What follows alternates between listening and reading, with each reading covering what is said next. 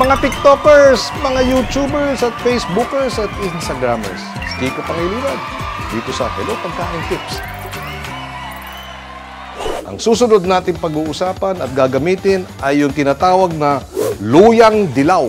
So itong luyang dilaw, yan ay luya, pero ibang variety. Root crop siya. Ayan. At alam nyo ba ang luyang dilaw ay puno ng phosphorus, manganese at potassium. At merong ingredient na curcumin, anti-inflammatory. Ano ibig sabihin ng anti-inflammatory? Yung sakit ng ulo, sakit ng ngipin, indigestion. Yan, anti-inflammatory yan. Ang gagawin natin, pakukulo tayo ng tubig.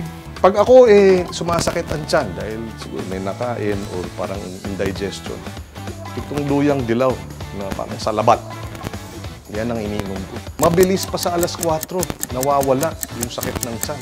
Lalo na pag ganun nga, yung bloated, yung feeling na parang may gas, may hangin, yung mga kinakabag. Sabi nila, ang biro nga umutot lang daw. Ano ba yun? Pero ito ang natural remedy para sa kinakabag. Turmeric tea, luyang dilaw. So ito, hintayin muna natin kumulo. Pinakulo na natin yung tubig, kumukulo na siya. Tsaka natin ilalagay yung pinaghiwa na luya.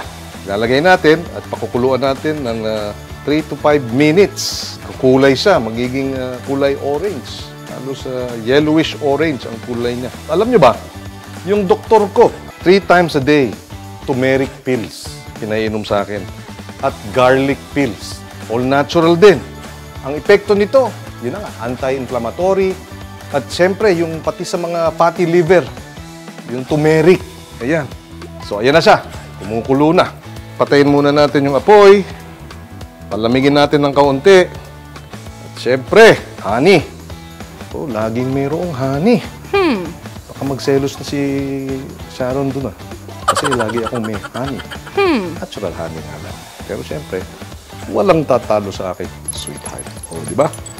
Uy, 40 points. Okay, isasalin na natin. May konting honey. Bigyan natin sa teaspoon. Ayan. And we mix it. Ayan. Tingnan nyo yung kulay, oh.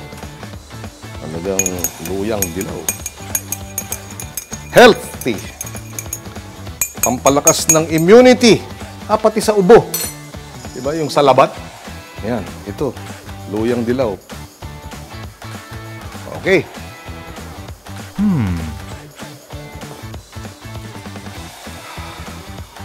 Sarap.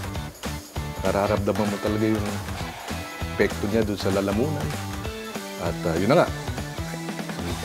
Anti-inflammatory, sa headache, sa indigestion, sa bloatedness, sa fatty liver, luyang dilaw, turmeric tea. All natural. At lagi natin sinasabi, consult your doctor pag meron kayong karamdaman. Huwag tayo magsa-self-medicate.